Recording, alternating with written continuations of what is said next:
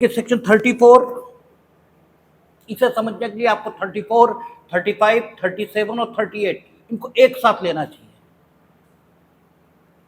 यानी पिछली आईपीसी में जो सेक्शन 34 था और पिछली आईपीसी में जो 35, 37 और 38 थे, इन सबको जब तक एक साथ नहीं लिया जाता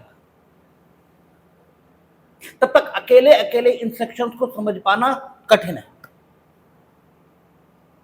क्योंकि कोई बात 34 में है और उससे संबंधित बात 35 में है, उससे संबंधित बात 37 में है और उससे संबंधित बात 38 में है। और पिछली आईपीसी की जो योजना थी उसमें सबसे बड़ी गड़बड़ी आई थी कि बीच में 36 था,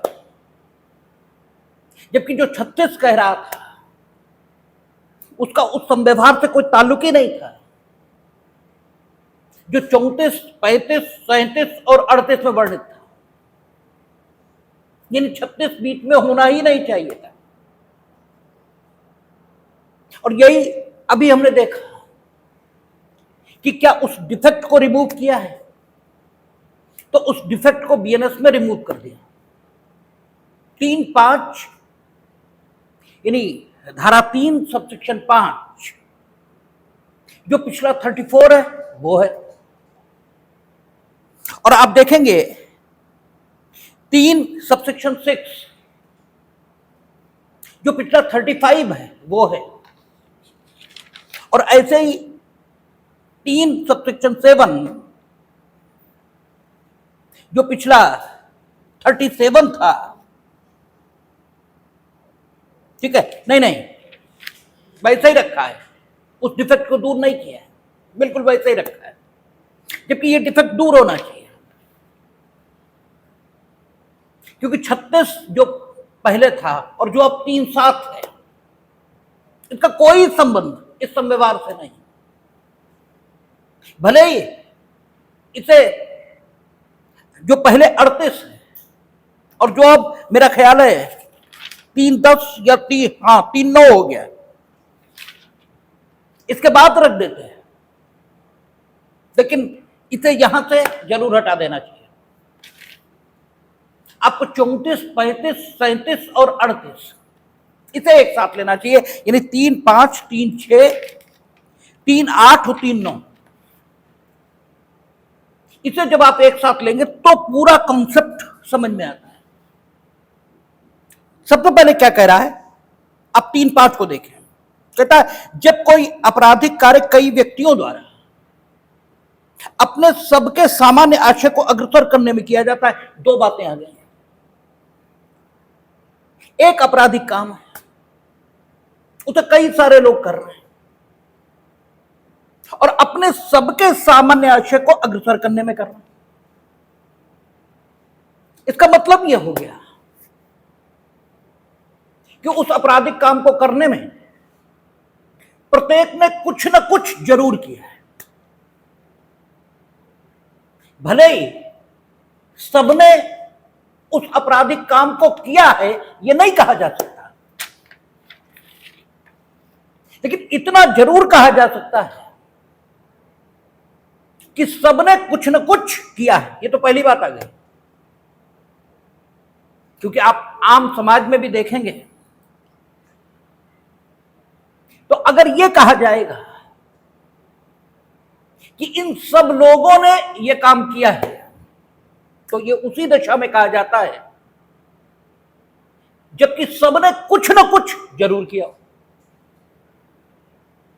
अगर किसी ने कुछ भी नहीं किया तो यह कहा जाता है इन्हें छोड़कर बाकी सबने इस काम को किया है। तो अगर यह कहा गया है कि जबकि कोई आपराधिक कार्य कई व्यक्तियों द्वारा किया गया है, इस लाइन का ही मतलब ऐसे निकल आया कि वो आपराधिक काम कई व्यक्तियों ने तो किया ही है, साथ ही साथ प्रत्येक ने उसे किए जाने में कुछ न कुछ जरूर किया है।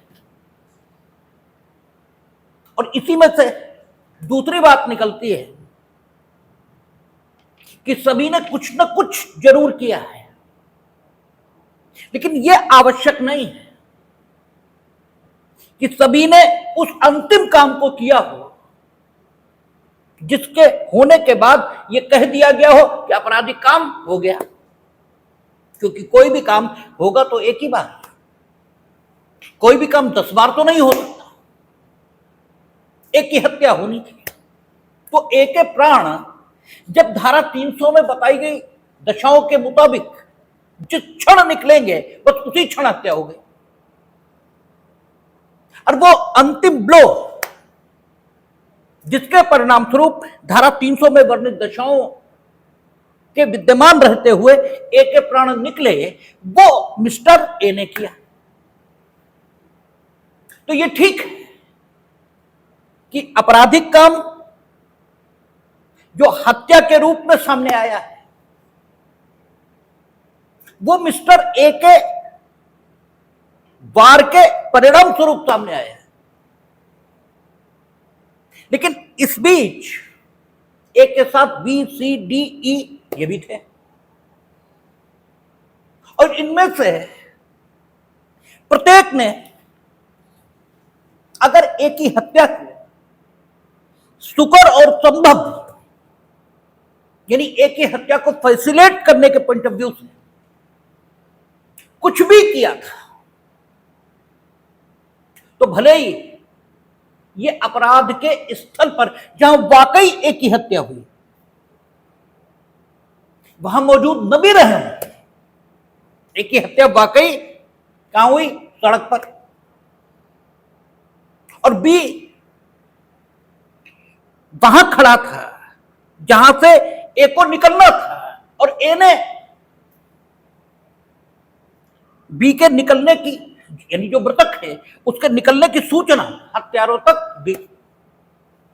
तो ठीक है, परिस्थितियों में ऐसा भी हो सकता है कि घटना स्थल पर, जबकि अक्सर यह होता है कि जहां हिंसा संबंधी अपराध, जो शारीरिक हिंसा है,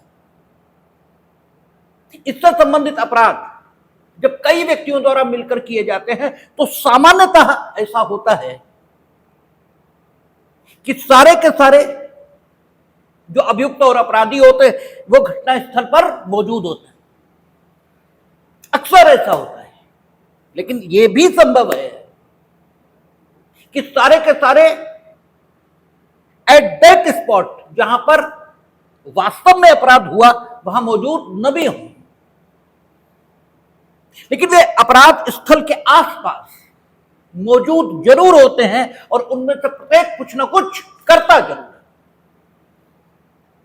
जब तक प्रत्येक कुछ ना कुछ नहीं करेगा तब तक सेक्शन 34 का एप्लीकेशन नहीं हो सकता। ठीक है, सेक्शन 34 के एप्लीकेशन के लिए सबसे जरूरी बात कि अपराध कई व्यक्तियों द्वारा किया गया हो, और उसने कई व्यक्ति शब्द कहा है, उसने कोई संख्या 1, 2, 5, 7 कुछ यहां अधिनियमित की ही नहीं, उसने कहा कई व्यक्तियों द्वारा किया गया। यानी अगर सेक्शन 34 या धारा 3(5) का प्रवर्तन हो रहा है या नहीं हो रहा, इसकी जानकारी आपको लेनी है तो फर्स्ट ऑफ ऑल सबसे पहली चीज आपको देखना पड़ेगा कि क्या अपराध कई व्यक्तियों ने किया है, इस शब्दावली के अंतर्गत आपराधिक कृत्य आ रहा है या नहीं। और कई व्यक्तियों का मतलब मोर देन वन यह होता है, कई व्यक्तियों का मतलब मोर देन वन के अतिरिक्त अन्य कोई निश्चित संख्या यह होता ही नहीं। बस एकाधिक लोगों ने अपराध किया है, माना जाएगा कि पहली जो कंडीशन है सेक्शन 34 या 3(5) के अप्लाई होने की वो पूरी हो गई। अब कई व्यक्तियों ने किया है तो पहली संख्या वो मोर देन वन होनी चाहिए। अब किया है ये शब्द आए, और आपराधिक विधि में हमेशा निर्वचन कैसा होगा, लिटरल, शाब्दिक। और शाब्दिक अर्थान्वयन की जो पहली शर्त है वो क्या, कि उसका वो अर्थ लिया जाएगा जो सामान्य तौर पर समाज में उसका अर्थ प्रचलन में हो।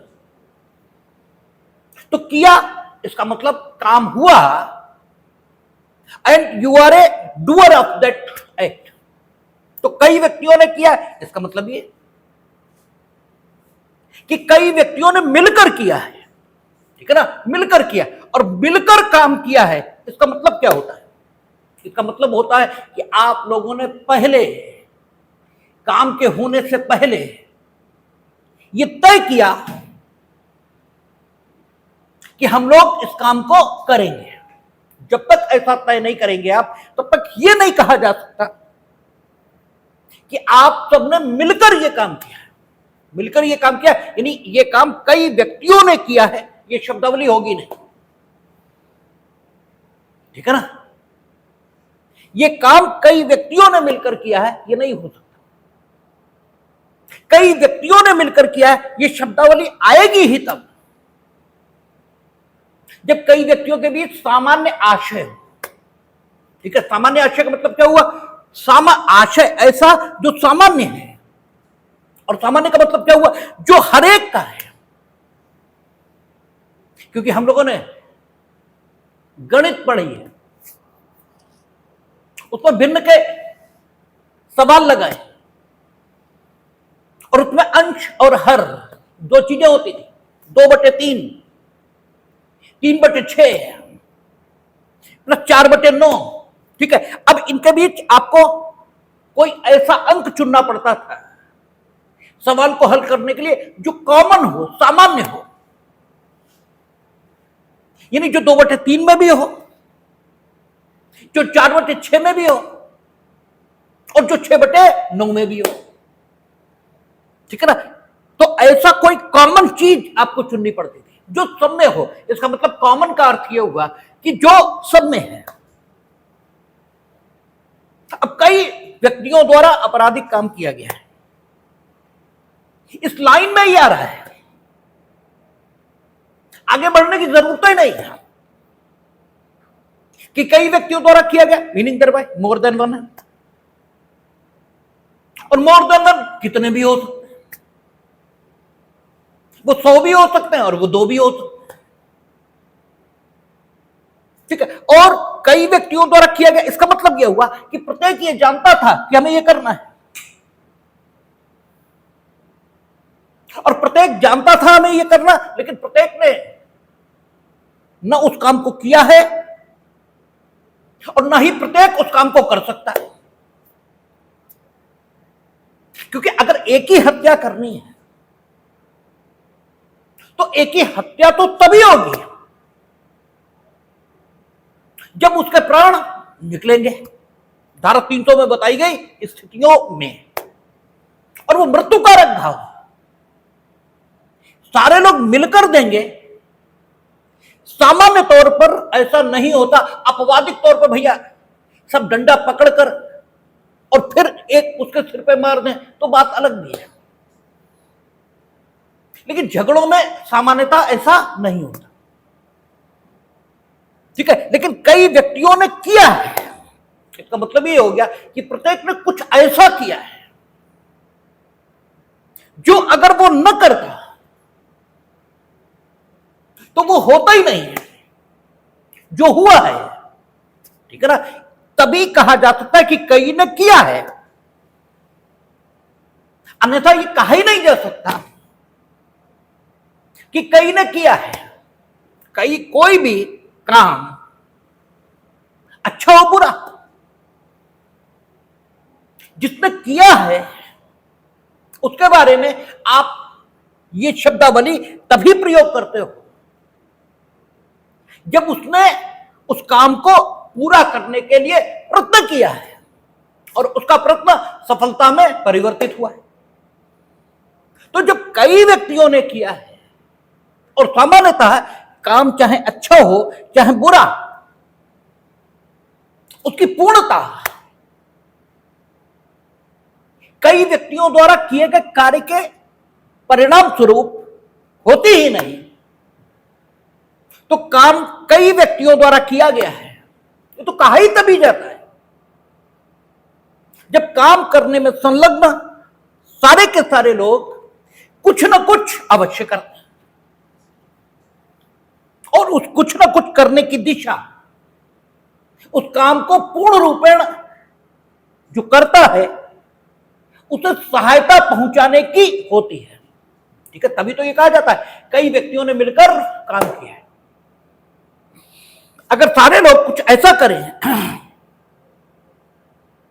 कि जिसे काम को पूर्ण करना है उसे असहयोग प्राप्त हो, तो ये नहीं कहा जा सकता कि बाकी लोगों ने मिलकर ये काम किया है, तो अकेले उसी ने किया या कई व्यक्तियों ने किया।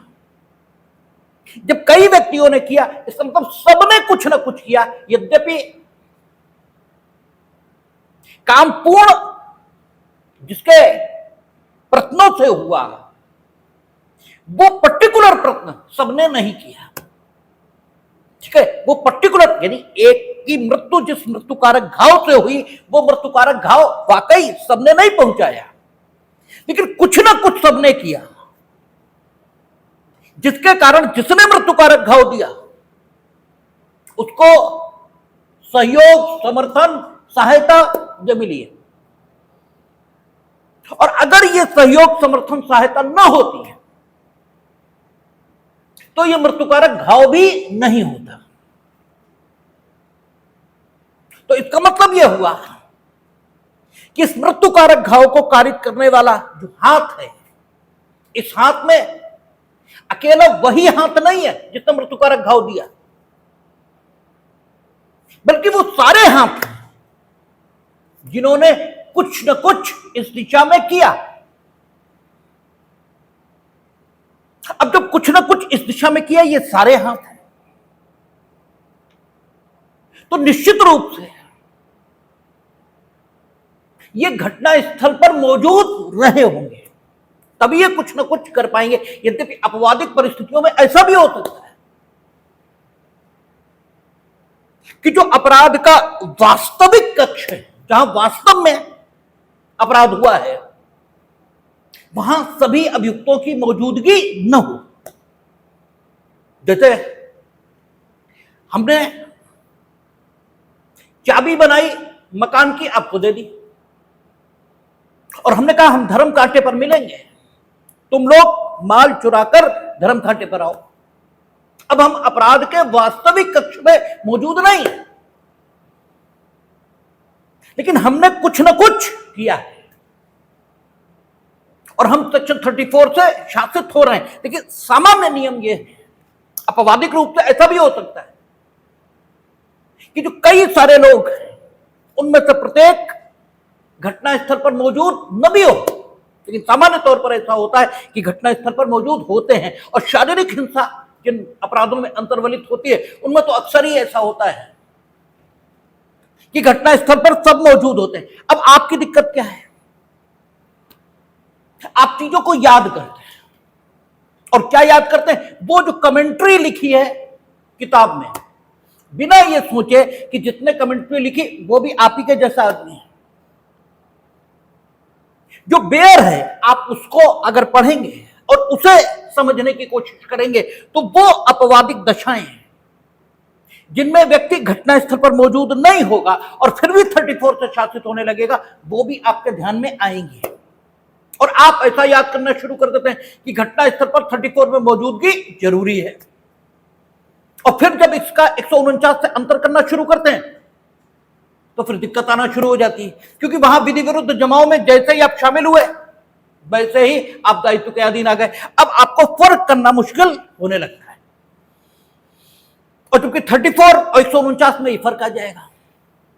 149 में आवश्यक रूप से आपको विधि विरुद्ध जमाओं में होना ही होगा, यानी आप घटना स्थल पर होंगे ही होंगे।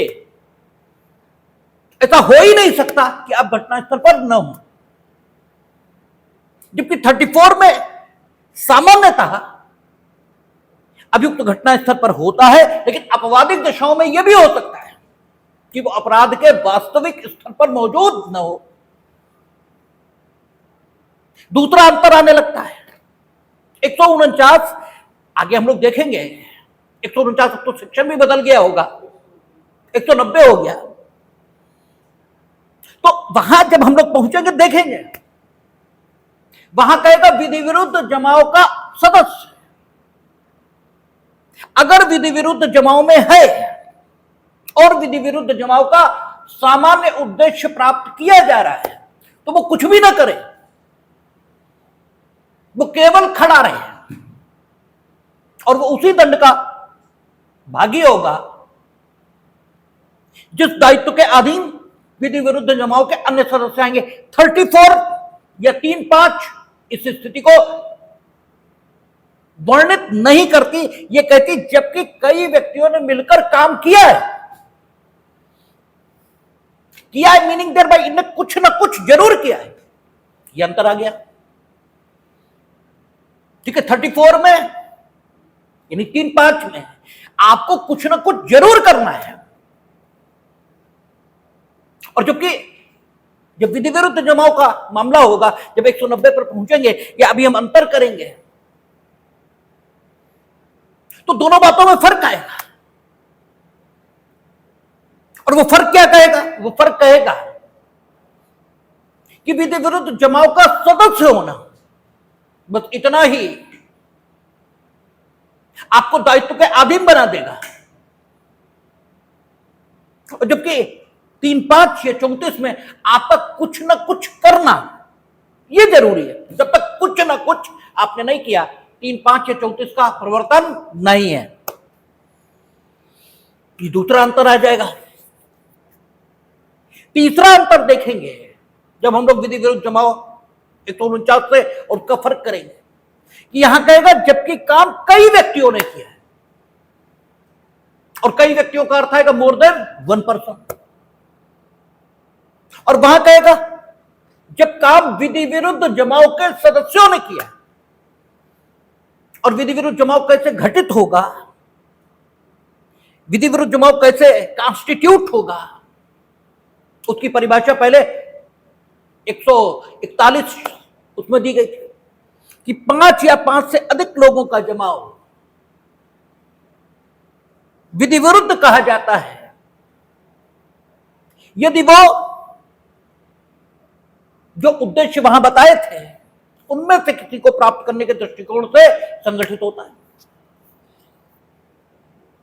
इसका मतलब 34 तब भी आ सकती है जब मसला कैसा है, 4 से कम है, ठीक है, या 5 से कम है, लेकिन 1 से ज्यादा है। लेकिन विधि विरुद्ध जमाव तभी आएगा जब मसला 5 या 5 से ज्यादा है। यहीं पर एक बात और समझ लेनी चाहिए, उसके कारण भी आप बहुत कंफ्यूज होते हैं कि अगर अपराध 5 या 5 से ज्यादा लोगों द्वारा किया गया प्रतीत होता है, क्योंकि जब तक विचारण नहीं होगा, जब तक दोष सिद्धि या दोष मुक्ति नहीं होगी, तब तक हम नहीं कह सकते कि अपराध कितने लोगों ने किया। लेकिन अगर यह प्रतीत होता है कि अपराध 5 या 5 से ज्यादा लोगों ने किया है, तो 34 और 149 दोनों एक साथ लगाई जा सकती हैं। ठीक है, कोई मना ही नहीं है, ये कहीं मना ही नहीं है। और कानून से जुड़े हुए अधिकांश लोग आपको यह बताएंगे कि 34 और 149 एक साथ नहीं आएंगी, गलत है। आईपीसी में कहीं मना नहीं, बीएनएस में कहीं मना नहीं, और दंड विधि कठोरता के साथ पढ़ी जाती, जो लिखा है वो पढ़ा जाएगा। जबकि आपराधिक काम कई व्यक्तियों ने मिलकर किया है और विधि विरुद्ध जमाव के सदस्यों ने अपने उद्देश्य को अग्रसर करने में किया है, ठीक है ना। तो विधि विरुद्ध जमाव 5 लोग हैं और यहां कई व्यक्ति लिखा है, उसमें 5 और 5 से ज्यादा भी होते हैं और 5 और 5 से कम भी होते हैं। अगर मसला विधि विरुद्ध जमाव के अंतर्गत आ रहा है, ठीक है, तो 34 के अंतर्गत आएगा ही आएगा। ठीक है, तो 34 और 149 दोनों एक साथ चल सकते हैं। और मान लीजिए अंतिम परिणाम यह मिला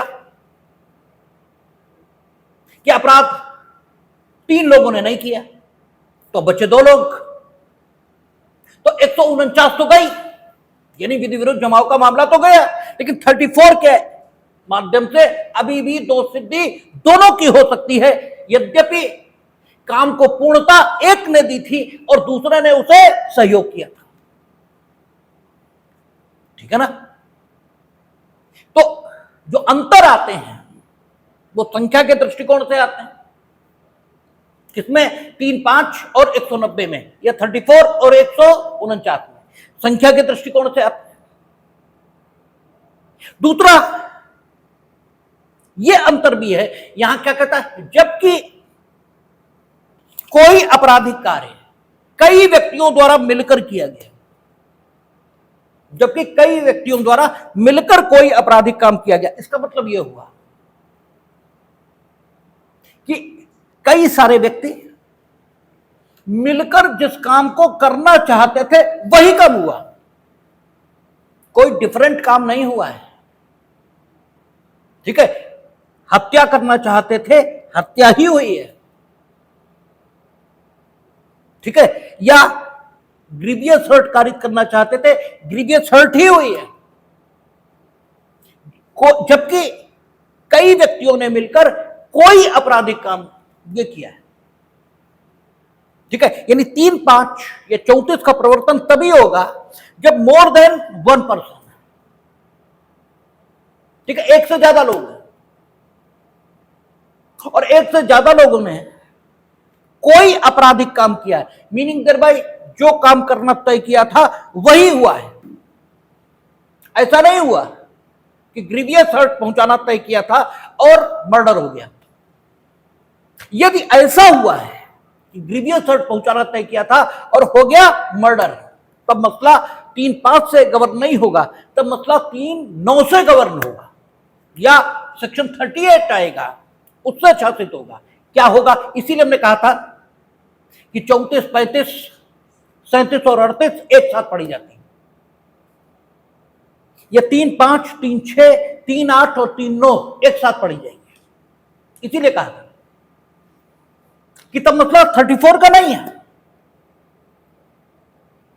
ठीक है, क्योंकि जो आपराधिक काम किया था, और ये आपका प्री में खूब पूछा जाता है कि एक काम को करने के लिए अभियुक्तों के बीच जो सामान्य आशय निर्मित हुआ था वो काम ना होकर कोई अन्य काम हो गया है, क्या सभी जो नया काम हो गया उसके लिए दायी है? नहीं, कतई दायी नहीं है। अब 3, 5 नहीं है, अब 3, 9 ये आएगी, अब 34 नहीं, अब 38 है, और सभी अपने अपने आशय के मुताबिक दंडित होंगे। जबकि 34 से 149 या 3, 5 से 190 इस अर्थ में भिन्न है। जब हम लोग 190 पढ़ेंगे तो देखेंगे वहां कहेगा विधि विरुद्ध जमाव के सदस्य एक उद्देश्य को प्राप्त करने के लिए संगठित हुए थे, और उस उद्देश्य को प्राप्त करने में वो किसी अन्य अपराध का हो जाना संभाव्य जानते थे। यानी वहां अगर ग्रीवियस हर्ट पहुंचाने के लिए आप विधि विरुद्ध जमाव के तौर पर संगठित हुए, तो आपको ये मालूम है कि काम का करना आपके हाथ में है, काम का परिणाम ये आपके हाथ में नहीं है। आपने पहुंचाना तो विधि विरुद्ध, ग्रीवियस हर्ट चाहा था, हो गया उसका कत्ल। यदि यह दशा है तो भी विधि विरुद्ध जमाव का प्रत्येक सदस्य उस हो गए काम के लिए उत्तरदायी होगा, यद्यपि उसे करना उनका सामान्य उद्देश्य नहीं था, तब भी हो गए काम के लिए सभी उत्तरदायी होंगे। जबकि 34 में या 3, 5 में यह बात लिखी ही नहीं। वहां कहता है, यहां भी अंतर आ गया, यहां भी अंतर आ गया। ठीक है, संख्या पर अंतर आया। ठीक है, उपस्थिति भले ही दोनों में मानी हो, लेकिन उपस्थिति के पॉइंट ऑफ व्यू से अंतर यह है कि विधि विरुद्ध जमाव के सदस्यों को उसी स्थान पर उपस्थित होना होगा, जबकि 34 में अपराध के वास्तविक स्थान पर उपस्थित होना जरूरी नहीं है। ठीक है, कार्य करने के दृष्टिकोण से अंतर यह आया कि विधि विरुद्ध जमाव की दशा में आप कुछ भी ना करें तो भी दोषी हो जाएंगे, और 34 में कुछ ना कुछ करना जरूरी है। ठीक है, कार्य के होने के दृष्टिकोण से फर्क यह आया कि 34 या 3-5 की दशा में उसी काम का होना जरूरी है जिस काम को करने के बारे में उनके बीच सामान्य आशय निर्मित हुआ था, या जिसे करना वो चाहते थे वही होना चाहिए। अगर उससे डिफरेंट कुछ हो गया तो फिर 3-5 नहीं, फिर 3-9 या 38 यह आएगी।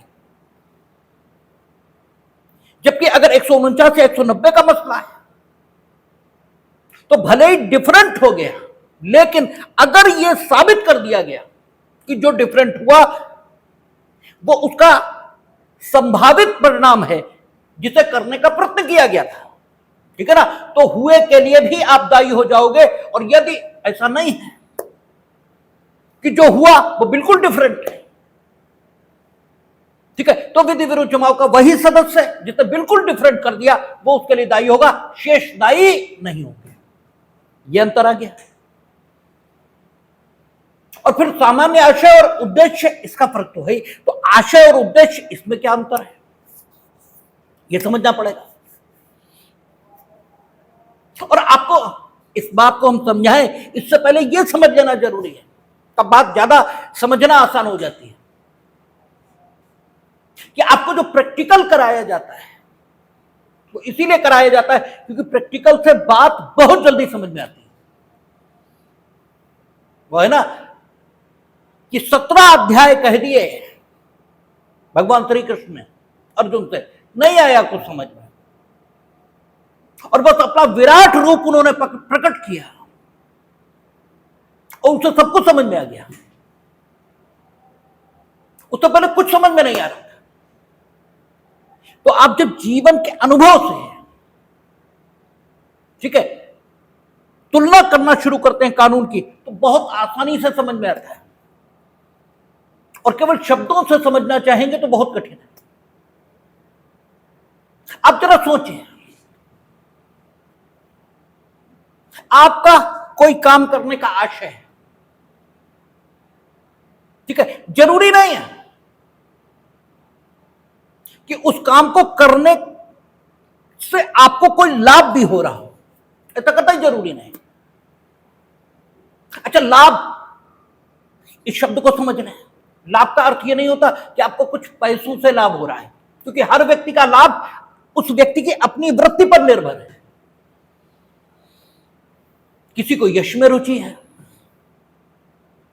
ठीक है, किसी को धन में रुचि है, ठीक है, तो किसी को परमार्थ में रुचि है, ठीक है, तो किसी को स्वार्थ में रुचि है।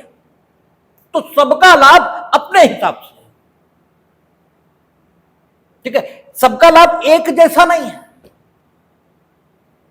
इसलिए इस बात को खूब समझते हैं। जैसे वो वेलकम पिक्चर है, तो वहां उस फिल्म की जो नायिका है, कत्ल तो उसके हाथों हुआ है। अक्षय कुमार ने तो अपने सिर ले लिया है उसको। यानी वो जो पात्र जिसे राजीव नाम से अक्षय कुमार निभा रहे हैं, उस पात्र ने तो अपने ऊपर लिया है वो कत्ल, ठीक है। उसमें अक्षय कुमार का अपना लाभ है। वो लाभ धनीय नहीं है, धनी प्रकृति का नहीं है, लेकिन वो लाभ ही माना जाएगा। It's called the motive. यही हेतु है, यही हेतु है। यह भी आपको प्रेरणा दे रहा है कुछ करने की, लेकिन ये इतना अंतरस्थ होता है, इतना अंदर होता है कि इसे बिना अन्वेषण के, बिना विवेचना के जाना नहीं जा सकता, ठीक है। विभिन्न साक्षियों के कथन लेने होंगे, विभिन्न बातों पर बात करनी होगी, तब पता लग पाएगा कि इस घटना को करने के पीछे आखिर आपका हेतु क्या था, आखिर क्यों की आपने ये घटना। और आशय तात्कालिक होता है, ठीक है। हमें किसी के मरने में रुचि है, ठीक है, तो मेरे पास हेतु है, मेरे पास मोटिव है, और रुचि तभी होगी जब उसके मरने से हमें लाभ होता होगा। लेकिन जरूरी नहीं है कि हम उसे मार भी डालें, रहता है, ठीक है। बहुत लोगों के पास बहुत चीजों की हेतु होते हैं,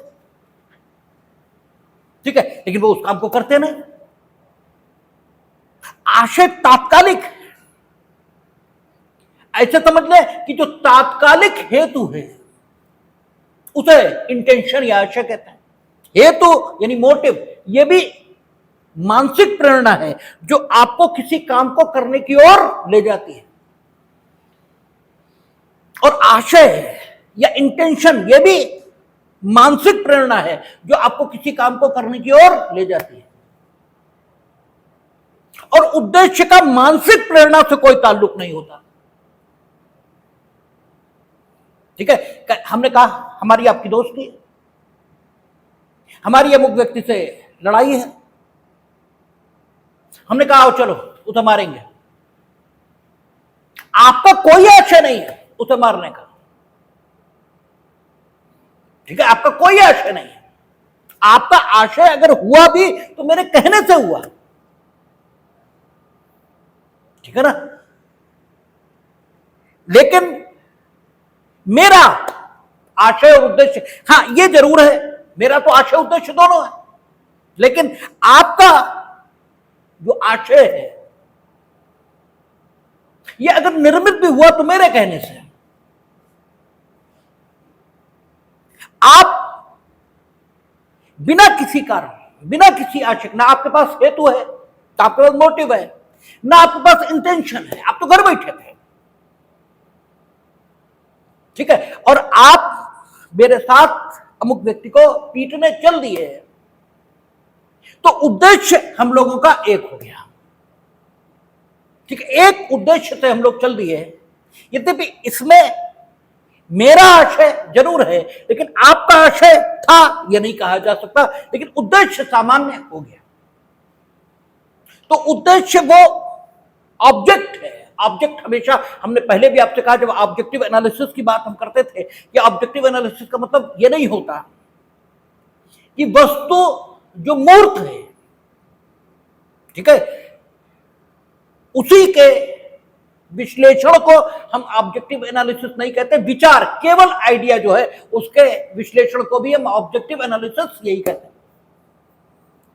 ऐसे यहां पर जो ऑब्जेक्ट शब्द का प्रयोग हो रहा है, तो ये ऑब्जेक्ट ऐसा नहीं है जो टेंजिबल हो, ये टेंजिबल यानी मूर्त हो, यानी जिसे आप ज्ञानेंद्रियों से देख सकते हो।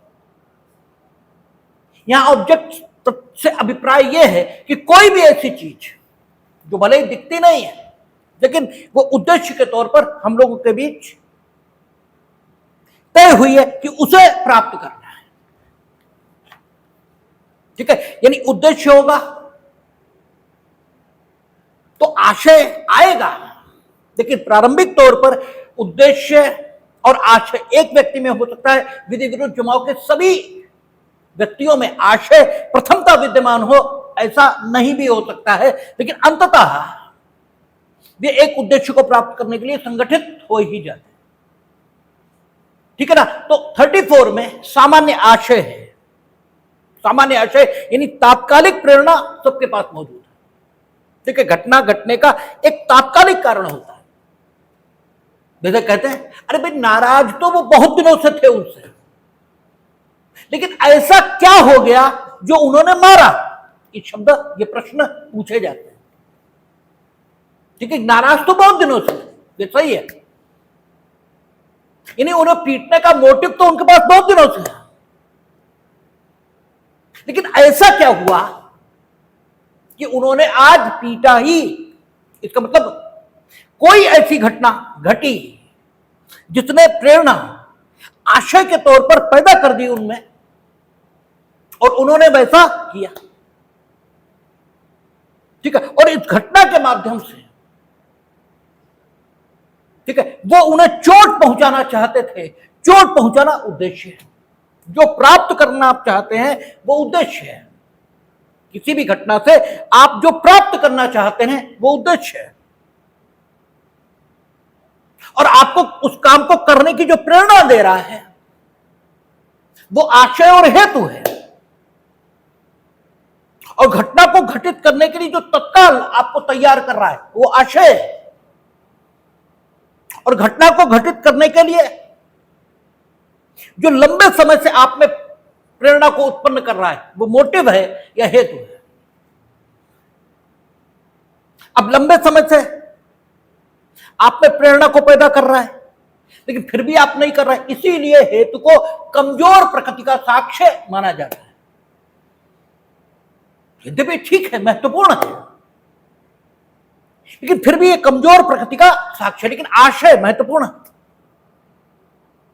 क्योंकि वो तात्कालिक कारण है। और कई बार यह भी होगा कि मोटिव कोई नहीं होगा, हेतु कोई नहीं, अचानक झगड़ा हो गया, उसने मां की गाली दी और आपने गोली मार दी। ठीक है, कोई है मोटिव नहीं है।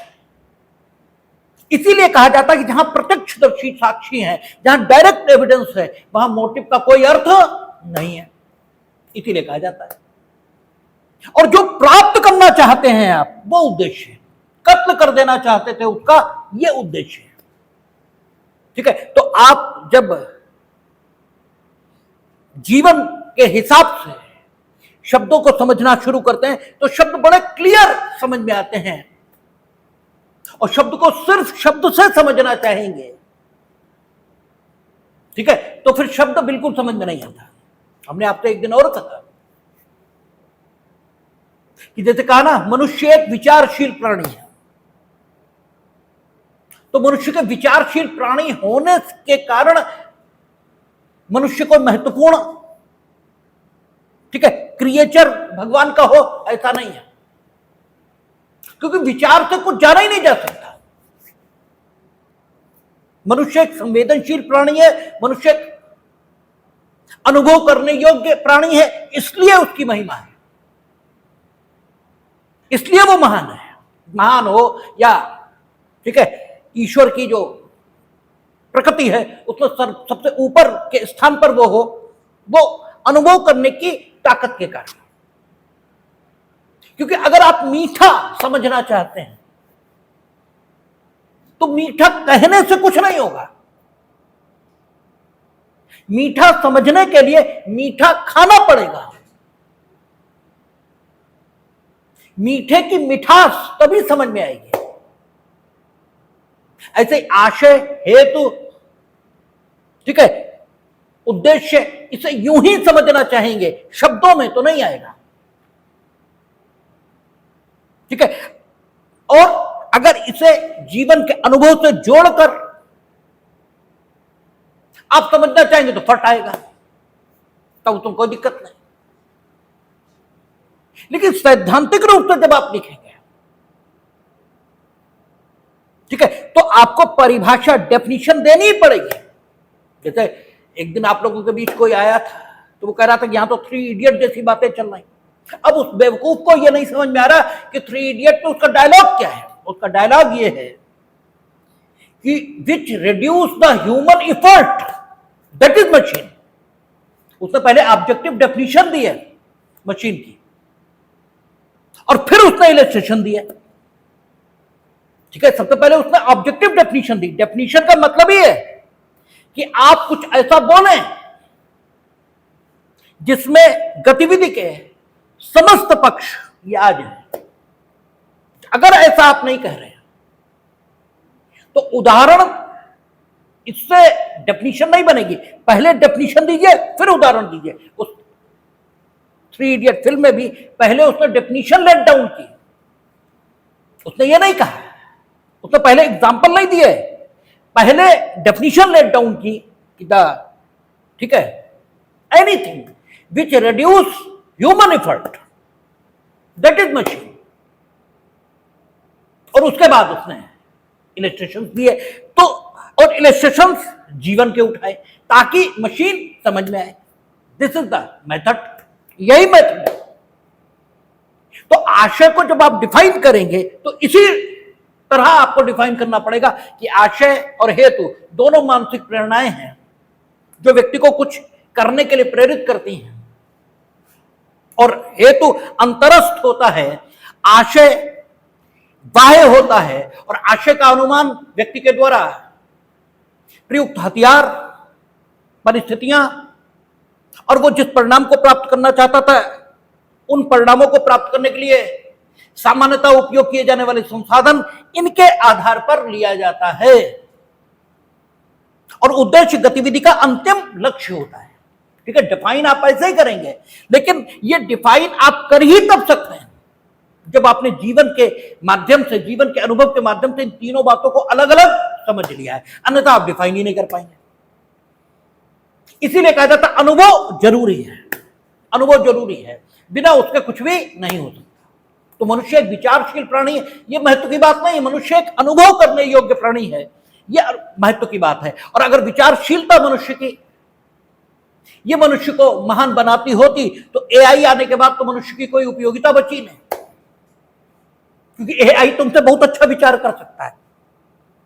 ठीक है, आप कुछ भी डालो वो तो 10 विचार दे देता है फट से, उतनी देर में तुम तो सोच भी नहीं पाते। लेकिन एआई संवेदनशील नहीं है, एआई अनुभव नहीं कर सकता। तो मनुष्य की महिमा और गरिमा उसके अनुभव करने की शक्ति में है, उसके विचार करने की शक्ति में नहीं है। तो 34 और 149, 3, 5 और 190, इसके भी जो अंतिम फर्क आया वो फर्क यह आया कि वो गतिविधि के लक्ष्य से संबंधित है,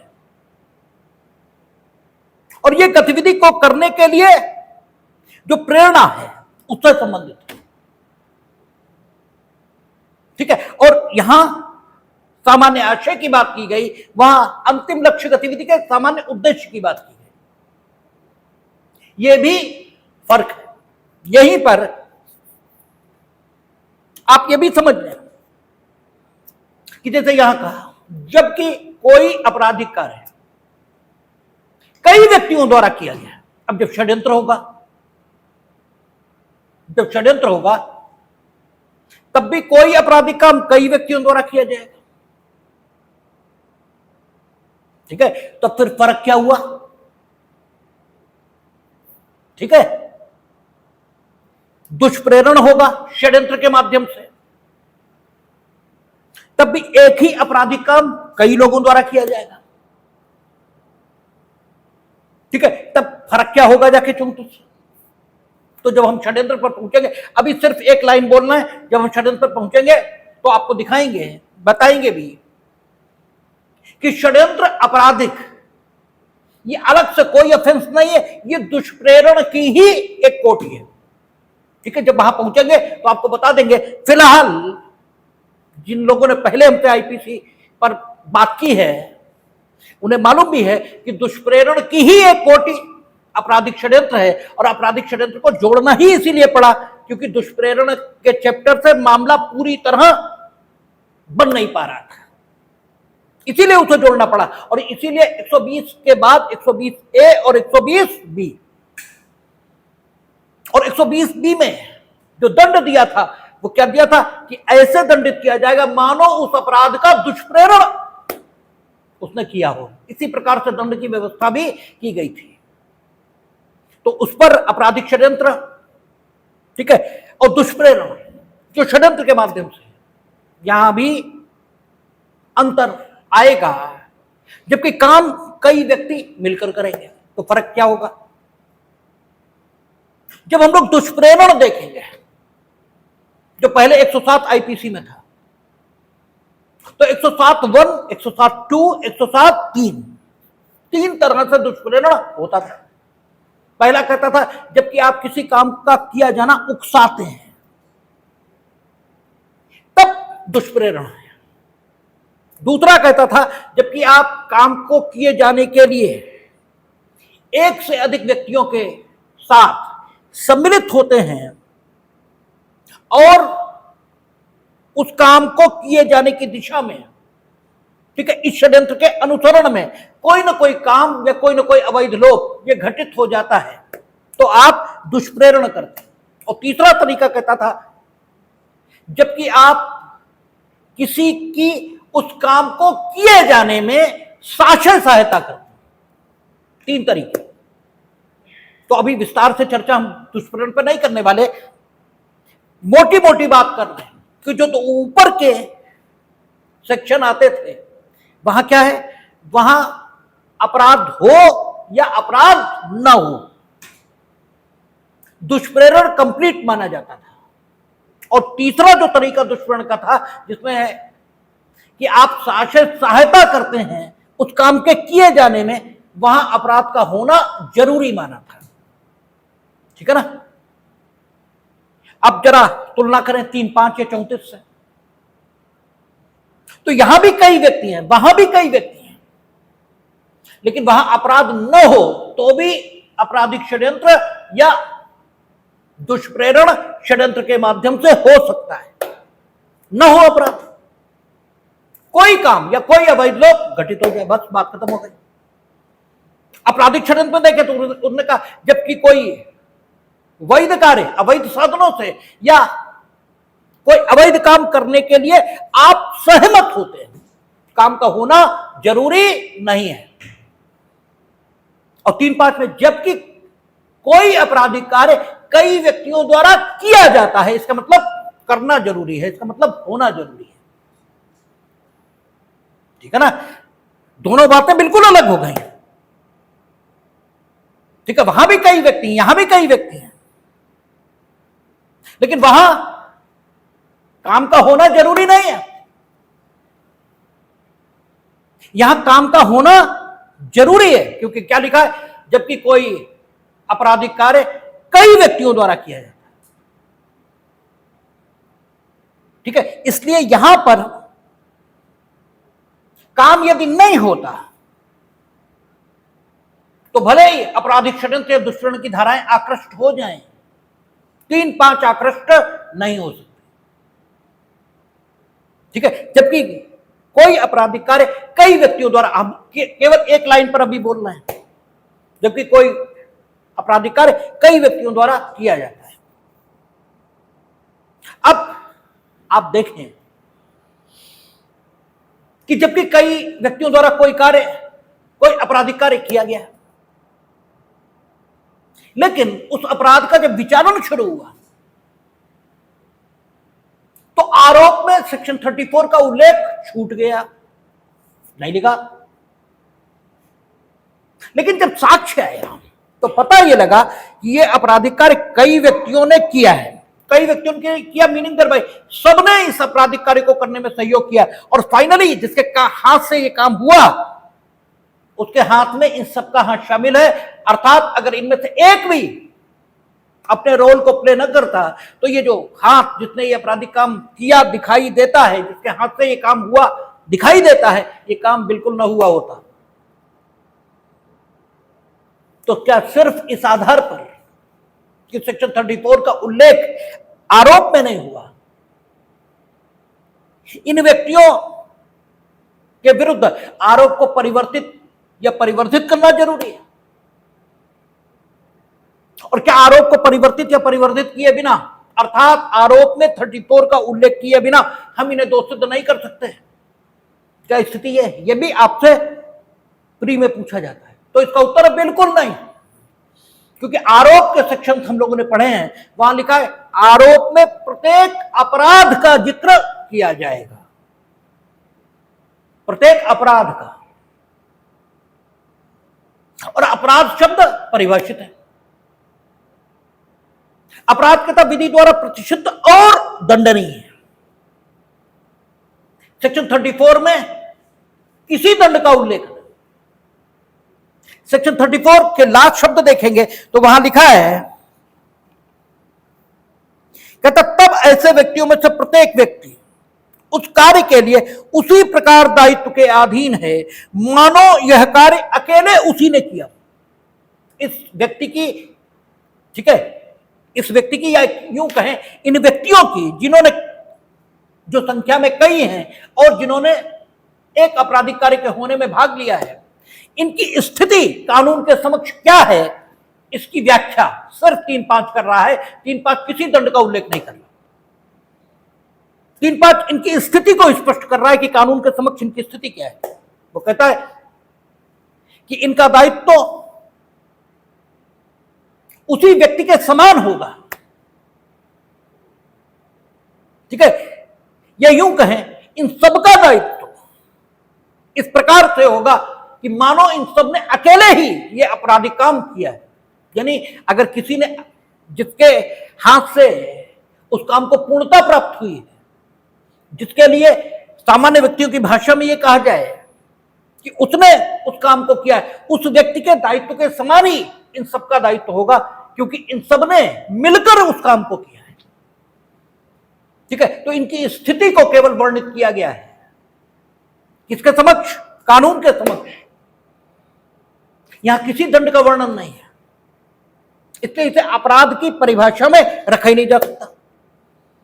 और जब अपराध की परिभाषा में नहीं रखा जा सकता तो प्रक्रिया विधि के नियमों के मुताबिक इसका आरोप में उल्लेख आवश्यक नहीं है।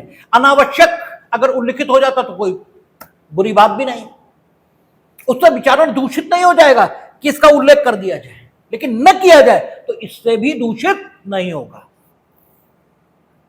ठीक है, क्योंकि कई व्यक्तियों द्वारा आपराधिक काम किया गया और कई व्यक्तियों द्वारा किया गया, मीनिंग दरबार कि सबका दायित्व तो एक समान होना ही चाहिए, उसमें कोई अलगाव होना ही नहीं चाहिए।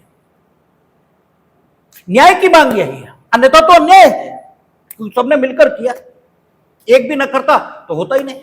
तो वास्तव में वो काम, वो हाथ जिसने एक्चुअली इस काम को किया है, उस हाथ में तो इन सबका हाथ शामिल है, तो इन सबका दायित्व तो एक समान होना ही चाहिए, तो एक समान कर देती है ये धारा।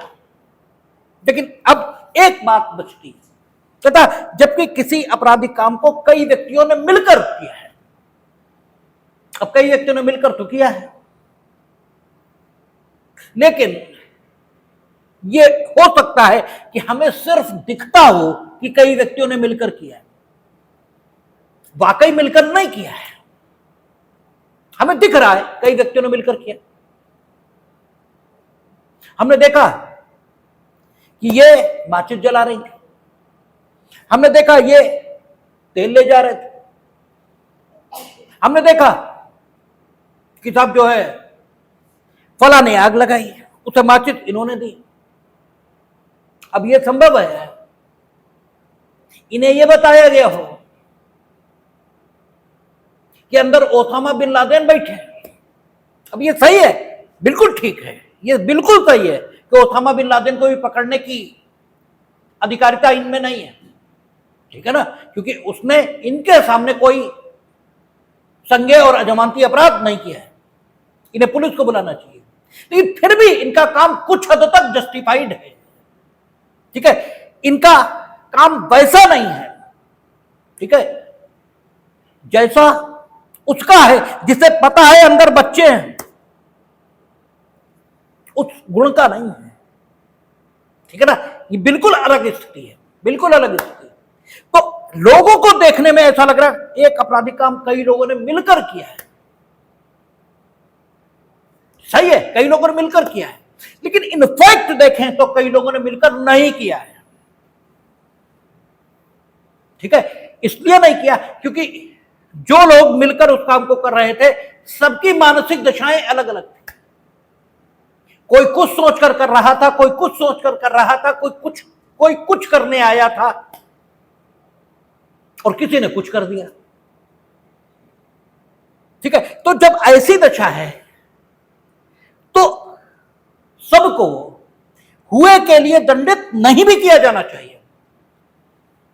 ठीक है, क्योंकि हम तो, एक ने मेरे ऊपर थूका, हमने उसका थप्पड़ जाने दिया, तुम आए तुमने कुल्हाड़ी उसके सिर पे जाने दी। अरे हमने कहा था कुल्हाड़ी जाने दो, और मेरे काम से तय हो रहा है कि हम सिर्फ थप्पड़ या ऐसे ही कुछ, यानी उसे सिंपल हर्ट, बहुत ऑफ ग्रीवियस हर्ट ये कारित करना चाहते थे। लेकिन व्हाट हैव यू डन, आपने जो किया, और आपने ऐसा इसलिए किया क्योंकि तुम्हें मौका मिल गया। तो पहले से ही उस पर चढ़े बैठे थे और इसलिए तुमने उसके सिर पे वार कर दिया। तो आपने कत्ल किया है या आपने culpable homicide not amounting to murder, जो भी स्थितियां हो वो किया है। हमने कम से कम सिंपल हर्ट ही कारित किया, ठीक है। इसीलिए 34 में उन्होंने शर्त लगाई कि जबकि कोई आपराधिक कार्य कई व्यक्तियों ने मिलकर अपने सबके सामान्य आशय के अग्रसरण में किया है, ये सामान्य आशय की जो शर्त लगी है ये इसीलिए लगी है। तो सामान्य आशय कैसे बनता है, उसे कैसे साबित करते हैं और क्यों जरूरी है, इस पर कल बात करेंगे, देखेंगे।